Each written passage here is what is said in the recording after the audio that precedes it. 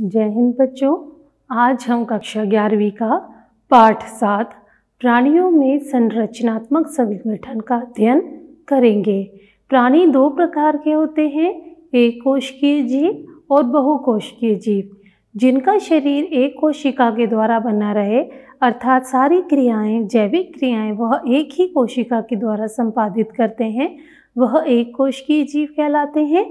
और जिनकी कोशिकाएं ज़्यादा होती हैं, यानी कि बहुत सारी कोशिकाओं से जिनका शरीर बना रहता है, वह बहुकोशिकीय जीव होते हैं। और इन्हीं कोशिकाओं के द्वारा ये जीवन की समस्त जैविक क्रियाएं श्वसन, पाचन, जनन इत्यादि करते हैं। बहुकोशिकीय प्राणियों का जो शरीर है वो काफ़ी जटिल होता है और वह आधारभूत क्रियाओं को करने के लिए सक्षम होता है।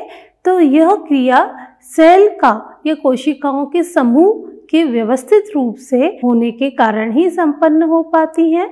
जैसे सरल प्राणी देखें हम, हाइड्रा, उसकी शरीर अलग अलग प्रकार की कोशिकाओं का बना हुआ होता है, जिसमें प्रत्येक कोशिकाओं की संख्या हजारों में हो सकती है। जबकि मानव शरीर में अरबों कोशिकाओं का बना हुआ होता है मानव शरीर, जिसमें अलग अलग कार्य संपन्न किए जाते हैं। और इन्हीं कोशिकाओं का समूह ऊतक कहलाता है। जटिल प्राणियों में मुख्यतः आधारभूत प्रकार के 4 ऊतक का बना हुआ माना जाता है। ये विशेष अनुपात एवं प्रतिरूप से संगठित होकर अंगों का निर्माण करते हैं, जैसे फेफड़े, वक्र तथा अमाशय। अंग मिलकर अंग तंत्र बनाते हैं, जैसे पाचन तंत्र, श्वसन तंत्र, जनन तंत्र। इस प्रकार शरीर की समस्त जैविक क्रियाएं कोशिका, ऊतक, अंग और अंग तंत्र में श्रव्य विभाजन के द्वारा ही संपन्न होती हैं और पूरे शरीर को जीवित रखने के लिए योगदान प्रदान करती हैं। अब हम पढ़ रहे हैं प्राणी ऊतक। कोशिका की संरचना कार्य के अनुसार बदलती रहती है। इस प्रकार ऊतक अलग अलग प्रकार के हो सकते हैं। इन्हें मोटे तौर पर हम 4 भागों में बांट सकते हैं। पहला है उपकला ऊतक, दूसरा है संयोजी ऊतक, तीसरा है पेशी ऊतक और चौथा है तंत्रिका ऊतक। सबसे पहले मैं आपको उपकला ऊतक के बारे में बता रही हूँ। हम उपकला ऊतक को सामान्यतः उपकला ही कहते हैं। इस ऊतक में एक मुक्त अस्तर होता है जो कि एक और देह गुहा के तरल, जिसको कि बॉडी फ्लूइड अंग्रेजी में बोला जाता है, और दूसरी तरफ ये बाह्य वातावरण से संपर्क में रहता है। इस प्रकार देह का आवरण को हम लाइनिंग कहते हैं और कोशिकाएं अंतः कोश की अधात्री मतलब इंट्रा या इंटर मैट्रिक्स का बना होता है और यह मैट्रिक्स इसको दृढ़ता पूर्वक जोड़ने में मदद करता है। उपकला ऊतक 2 प्रकार के होते हैं। पहला है सरल उपकला, दूसरी संयुक्त उपकला। सरल उपकला का एक ही स्तर का बना होता है, जिसमें देह गुहाएं, वाहिनिकाएं और नलिकाएं होती हैं। संयुक्त उपकला कोशिका में 2 या 2 से अधिक स्तरों का बना होता है। इसका काम रक्षा प्रदान करना है, जैसे कि हमारी त्वचा। कोशिका के संरचनात्मक रूपांतरण के आधार पर सरल ऊतकों को 3 में विभाजित किया गया है। पहला है शल्की उपकला, दूसरा है घनाकार उपकला, तीसरा है स्तंभाकार उपकला। शल्की उपकला ऊतक एक चपटी कोशिकाओं के पतले स्तर से बनते हैं। इनकी किनारे अनियमित होती हैं। यह ऊतक रक्तवाहिकाओं की भित्ति में तथा फेफड़े में वायु कोश में पाए जाते हैं और यह विसरण सीमा का कार्य करते हैं। घनाकार उपकला ऊतक ये एक स्तरीय घन होता है, जो कि घन जैसी कोशिकाओं का बना होता है। यह सामान्यतः वक्र के वक्र को यानी नेफ्रॉन्स से मिलकर के नलिकाकार भाग तथा ग्रंथियों या वाहिनियों में पाया जाता है, क्योंकि इसका मुख्य काम रहता है स्त्रावण करना या अवशोषण करना। वक्रकों के समीपस्थ या उसके पास कुछ वलयित यानी कोगुलेटेड सूक्ष्म नलिकाएं होती हैं, जो कि माइक्रोविलाय या सूक्ष्मांकुर से घिरी हुई रहती हैं। स्तंभाकार जो उपकला है वो लंबी और पतली कोशिकाओं का एक स्तर होता है। केंद्र प्रायः कोशिका के आधारी भाग में ही पाया जाता है। मुक्त सतह पर प्रायः सूक्ष्मांकुर पाए जाते हैं। सूक्ष्मांकुर जो है या सूक्ष्मांकुर जिनको कह रहे हैं वो अमाशय आंत के आंतरिक आस्तर पर पाए जाते हैं और यह भी अवशोषण और स्त्रावण दोनों में मदद करते हैं। यदि हम स्तंभाकार या घनाकार कोशिकाओं की मुक्त सतह पर देखें तो हमें पक्षमाप यानी सीलिया देखने को मिलेगा, इसलिए कई बार हम इन्हें सीलिएटेड उपकला यानी पक्षमापी उपकला भी कहते हैं। इनका कार्य कणों अथवा श्लेष्मा को उपकला की सतह पर एक निश्चित दिशा में ले जाना होता है। ये ज्यादातर जो हमारी श्वसनिका जिनको कि ब्रोंकियोल कहा जाता है और डिंबवाहिनी नलिका जिनको फैलोपियन ट्यूब कहा जाता है, जैसे खोखले अंगों के भीतरी सतह पर ये पाए जाते हैं। कुछ स्तंभाकार या घनाकार कोशिकाओं में स्त्रावण की विशेष क्षमता होती है और उस उपकला को हम उपकला ग्रंथिल यानी कि ग्लैंडुलर एपिथेलियम के नाम से जानते हैं। इसे दो समूहों में वर्गीकृत किया जा सकता है। एक कोशिका जो कि पृथक ग्रंथिल कोशिकाओं से मिलकर बनी हो, जैसे कि आहार नाल की कलश कोशिका जिसको गॉबल्ड सेल के नाम से जानते हैं, तथा बहुकोशिकीय जो कोशिका हैं उनके पुंज मतलब कि लार ग्रंथि का बना होता है। स्त्रावी कोशिकाओं में स्त्रावण के निष्कासन के आधार पर ग्रंथियों को दो भागों में विभाजित किया गया है। पहला है बाह्य स्त्रावी, दूसरा है अंतःस्रावी जिनको कि एंडोक्राइन बोलते हैं।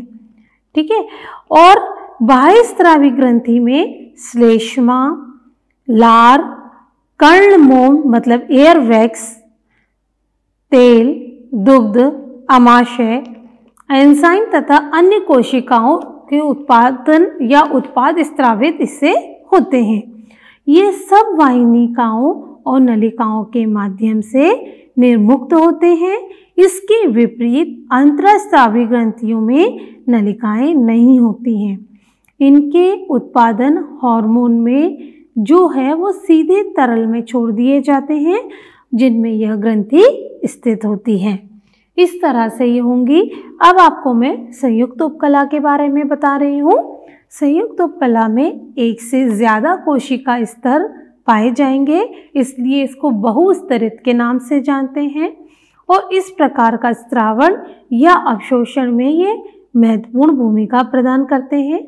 इसका मुख्य कार्य रहता है रासायनिक और यांत्रिक प्रतिबलों मतलब स्ट्रेसों से हमारे कोई रक्षा करना। यह त्वचा के शुष्क सतह मुख गुहा को नम रखने में भी सहायता करता है। ग्रसनी, लार ग्रंथि, अग्नाशय की वाहिनिकाओं में के इन सब के भीतरी स्तर में यह पाया जाता है। उपकला का भी सभी कोशिकाएं एक दूसरे से अंतरकोशिकीय पदार्थों के द्वारा जुड़ी रहती हैं। लगभग सभी प्राणियों के ऊतक में कोशिकाओं के विशेष जोड़ या तो व्यक्तिगत कोशिकाओं की संरचनात्मक या कार्यात्मक संधि प्रदान करते हैं। उपकला व अन्य ऊतकों को तीन प्रकार की इसमें संधि पाई जाती हैं। यह है दृढ़, आसंजी और अंतराली। दृढ़ संधि पदार्थों को ऊतक से बाहर निकलने से रोकती है। आसंजी संधि पड़ोसी कोशिकाओं के कोशिका द्रव्य को एक दूसरे से जोड़ने का काम करती है। तीसरी अंतराली संधि आयनों तथा छोटे अणुओं एवं कभी कभी बड़े अणुओं के तुरंत स्थानांतरण में भी मदद करती है। वे ऐसा संलग्न कोशिका के कोशिका द्रव्य को आपस में जोड़कर रखती हैं। अब आता है संयोजी ऊतक। जटिल प्राणियों के शरीर में संयोजी ऊतक बहुतायता एवं विस्तृत रूप से फैले हुए पाए जाते हैं। संयोजी ऊतक नाम शरीर के अन्य भाग ऊतकों एवं अंग को एक दूसरे से जोड़ने तथा आलंबन के आधार पर ही इसको दिया गया है। संयोजी ऊतक में कोमल ऊतक से लेकर विशेष प्रकार के ऊतक होते हैं, जैसे उपास्थि जिसको अंग्रेजी में कार्टिलेज बोला जाता है, बोन जिसको कि हिंदी में अस्थि या हड्डी के नाम से जाना जाता है, वसीय ऊतक, ये सारे सम्मिलित होते हैं। रक्त को छोड़कर सभी संयोजी ऊतक में कोशिका संरचनात्मक प्रोटीन का तंतु स्त्रावित करती हैं, जिसे हम कोलेजन कहते हैं। ये ऊतक को शक्ति और लचीलापन प्रदान करने का काम करती हैं।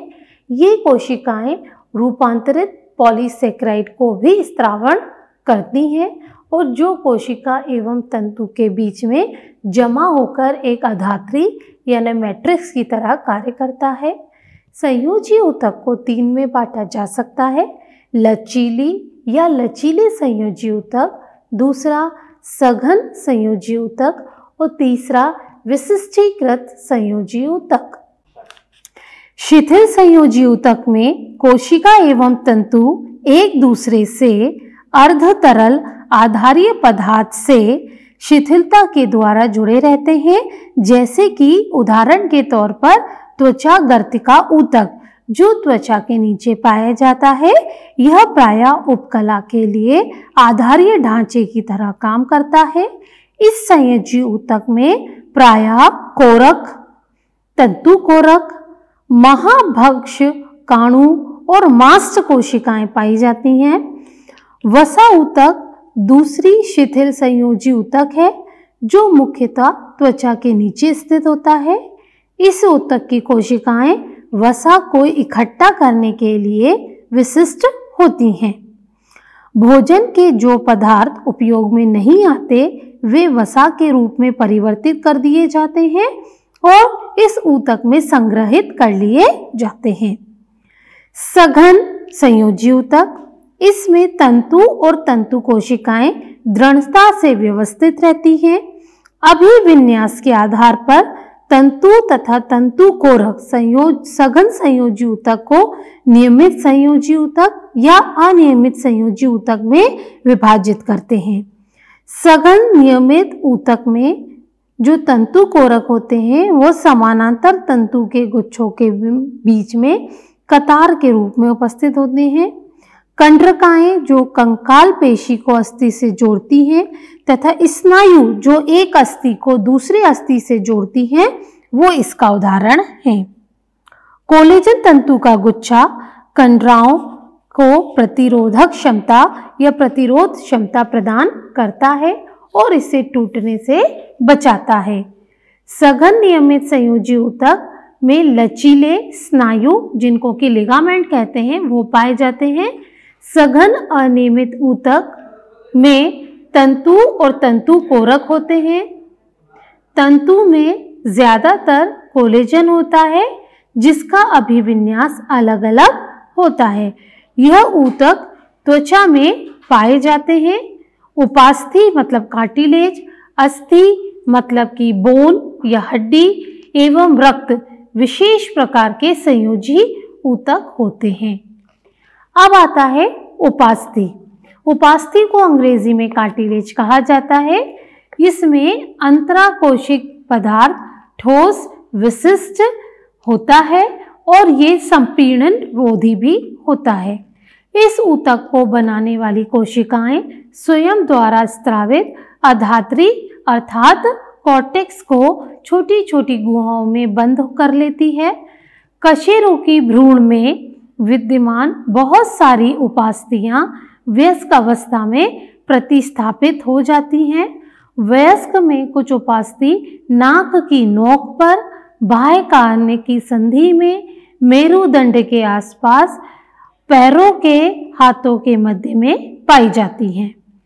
अस्थि यानी हड्डी, ये खनिज युक्त ठोस संयोजी ऊतक होता है जिसमें कोलेजन तंतु और कैल्शियम लवण पाए जाते हैं।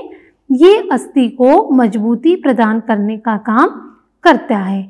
ये शरीर का मुख्य घटक होता है जो शरीर के कोमल अंगों का संरचनात्मक ढांचा बनाता है, ऊतकों को सहारा देता है।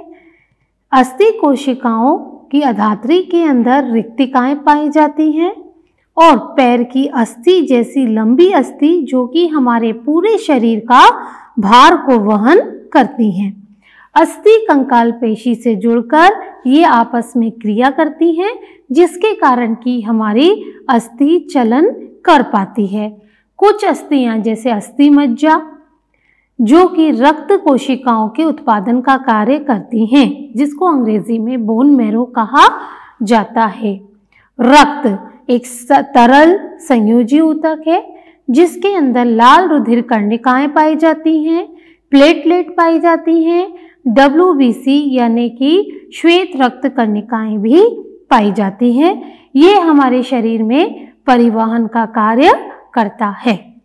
पेशी ऊतक, ये लंबे बेलनाकार तंतु से बना होता है जो समानांतर रूप से सजे हुए रहते हैं। इनके बीच में तंतुक पाए जाते हैं जिन्हें हम पेशी तंतुक कहते हैं। समस्त पेशी तंतुक आपस में जुड़कर उद्दीपन करने के कारण संकुचित हो जाते हैं, फिर पुनः लंबे हो जाते हैं और अपनी असंकुचित अवस्था में आ जाते हैं। पेशी ऊतक की क्रिया शरीर के वातावरण में होने वाले परिवर्तनों के अनुसार गति करती है तथा शरीर के विभिन्न भागों में अंगों की स्थिति को भी संभाले रखती है। शरीर की सभी गतियों में पेशी प्रमुख रूप से भूमिका प्रदान करती है या निभाती है। ये पेशी ऊतक 3 प्रकार के होते हैं। पहला है कंकाली पेशी ऊतक, दूसरा है चिकनी पेशी ऊतक, तीसरा है हृदय पेशी ऊतक।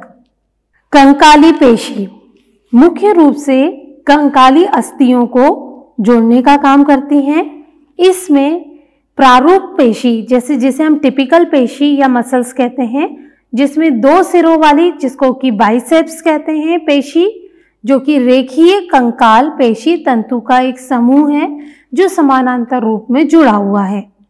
ये पेशी ऊतक के समूह के चारों ओर कठोर संयोजी ऊतक का आवरण बनाती है। अब हम चिकनी पेशी के बारे में पढ़ रहे हैं। चिकनी पेशी ऊतक को हम संकुचनशील कोशिकाओं के दोनों ओर पतले पतले भागों में देखते हैं। इनमें रेखाएं या धारियां नहीं होती हैं। कोशिका संधि इन्हें एक साथ बांधे रखती है। ये संयोजी ऊतक के आवरण से ढके समूह के रूप में रहते हैं। आंतरिक अंग जैसे रक्त नलिका, आंत की भित्ति इस प्रकार की कोशिका के ऊतक में पाई जाती है। चिकनी पेशी में संकुचन अनैच्छिक प्रकार का रहता है क्योंकि इनकी क्रियाविधि पर सीधा नियंत्रण नहीं पाया जाता है। जैसा कि कंकाल पेशियों के बारे में हम कर रहे थे उस तरह का इसमें नहीं होता। चिकनी पेशी को मात्र सोचने भर से हम संकुचित नहीं कर सकते हैं। अब तीसरी आती है हृदय पेशी। संकुचनशील ऊतक हैं जो कि हृदय में पाई जाती हैं। हृदय पेशी की कोशिकाएं कोशिका संधि के द्वारा द्रव्य कला से एक रूप होकर चिपकी रहती हैं। संचार संधियों जिनको कि हम इंटरसीलिएटेड डिस्क कहते हैं, उसमें कुछ संलग्न बिंदुओं पर कोशिका एक इकाई के रूप में संकुचित होती है। जैसा कि जब हम एक कोशिका को संकुचित करने का संकेत ग्रहण करती है तब दूसरी पास की कोशिका भी संकुचन के लिए उद्दीपित हो जाती है। अगला आता है तंत्रिका ऊतक। तंत्रिका ऊतक मुख्य रूप से परिवर्तित अवस्थाओं के प्रति शरीर को अनुक्रियाशीलता या रिस्पॉन्सिवनेस प्रदान करता है और नियंत्रण करने के लिए उत्तरदायी होता है। तंत्रिका कोशिकाएं उत्तेजनशील कोशिकाएं हैं जो तंत्रिका तंत्र की संचार इकाई होती हैं। तंत्रीबद्ध, जिसको कि न्यूरोगैंग्लियन कहा जाता है, कोशिका बाकी तंत्रिका तंत्र को संरचना प्रदान करती है। तंत्रिका कोशिका को सहारा और सुरक्षा देती है। हमारे शरीर की न्यूरोगैंग्लियन कोशिकाएं कोशिका ऊतक के आयतन के अनुसार आधे से ज़्यादा हिस्सा बनाती हैं।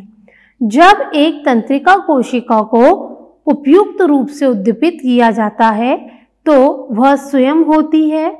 उसमें विभिन्न प्रकार के वैद्युत परिवर्तन उत्पन्न होते हैं जो बहुत तेजी से कोशिका झिल्ली में जाते हैं, तंत्रिका कोशिका में उत्तेजित होकर पहुंचते हैं, विभव में परिवर्तन होता है और यह तंत्रिका कोशिका के अंतिम छोर तक पहुंचता है तथा आसपास की तंत्रिका कोशिका एवं अन्य कोशिका को या तो उद्दीपित करता है या उन्हें उद्दीपित होने से रोकता है। अगला आ रहा है आपका अंग और अंगतंत्र। बहुकोशिकीय प्राणियों में उपयुक्त वर्णित ऊतक संगठित होकर अंग और अंगतंत्र की रचना करते हैं। इस तरह से लाखों कोशिकाओं के द्वारा निर्मित जीव की सभी क्रियाओं के लिए को दक्षतापूर्वक और समन्वित रूप से चलाने के लिए जरूरी होता है। शरीर के प्रत्येक अंग एक या एक से अधिक प्रकार के ऊतकों के बने होते हैं। उदाहरण के लिए हृदय के चारों ऊतक पाए जाते हैं।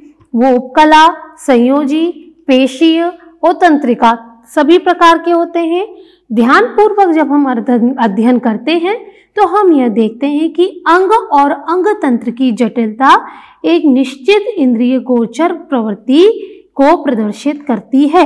यह इंद्रिय गोचर प्रवृत्ति एक विकासी प्रवृत्ति भी कहलाती है। यहाँ पर आपको जीवों के या 3 जीवों के विभिन्न विकासी स्तर के बारे में बताया जा रहा है, जिसमें उसकी आपको एनाटॉमी, मॉर्फोलॉजी के संगठन और क्रियाविधि के बारे में जानकारी दी जा रही है।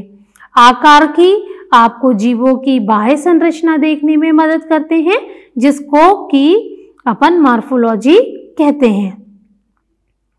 पौधों या सूक्ष्म जीवों के संदर्भ में आकार के शब्द का कोई मतलब नहीं रह जाता। प्राणियों के संबंध में आकारिकी का मतलब होता है क्योंकि उनके शरीर की बनावट बड़ी होती है और प्रत्येक अंग सुव्यवस्थित या स्पष्ट होते हैं। प्राणियों के शरीर पारस्परिक मतलब आंतरिक अंगों की संरचना का अध्ययन से है।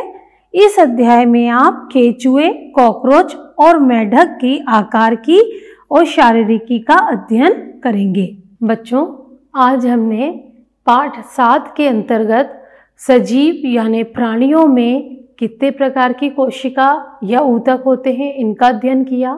प्राणी ऊतक में हमने 4 भागों में ऊतकों को बांटा था। उपकला ऊतक क्या होते हैं, संयोजी ऊतक क्या होते हैं, तंत्रिका ऊतक क्या होते हैं और पेशी ऊतक क्या होते हैं। ये किसी न किसी प्रकार से शरीर की जैविक क्रियाओं में परोक्ष या अपरोक्ष रूप से सम्मिलित होते हैं, सहायता प्रदान करते हैं। ये अभी हमने इसमें देखा। इसके बाद हमने यह भी देखा कि अंग और अंगतंत्र क्या होता है, अंगों का क्या महत्व है, अंगतंत्र का क्या महत्व होता है। फिर संयोजी ऊतक में विशेष तौर से हमने किस चीज़ों को देखा, हमने संयोजी ऊतक में इन चीज़ों को देखा कि संयोजी ऊतक कठोर भी हो सकते हैं, तरल अवस्था में भी हो सकते हैं, क्योंकि संयोजन का अर्थ होता है किसी 2 चीज़ों को जोड़ना। तो यह शरीर की किसी न किसी 2 चीज़ों को जोड़ने का, यह क्रियाओं को 2 क्रियाओं को आपस में जोड़ने का कार्य करते हैं। तरल संयोजी ऊतक कई बार आपसे पूछा जाता है कि क्या है, तो वो है रक्त। रक्त एक तरल संयोजी ऊतक होता है जिसमें RBC मतलब लाल रुधिर कर्णिकाएं, WBC यानी श्वेत रक्त कर्णिकाएं, तीसरा पट्टिकाएं जिनको कि प्लेटलेट्स कहा जाता है, ये पाई जाती हैं। इनका एक सुव्यवस्थित अनुपात हमारे रक्त में पाया जाता है और रक्त का मुख्य काम संयोजन और परिवहन होता है, इसलिए इनको तरल संयोजी ऊतक भी कहा जाता है। बच्चों, आपको यह पाठ समझ में आया होगा। इसका शेष भाग में आपको भाग 2 के अंतर्गत पढ़ाऊंगी। अब इससे संबंधित मैं आपको गृह कार्य के लिए कुछ प्रश्न दे रही हूँ, आप उनको हल कीजिए, उनके उत्तर लिखिए। धन्यवाद।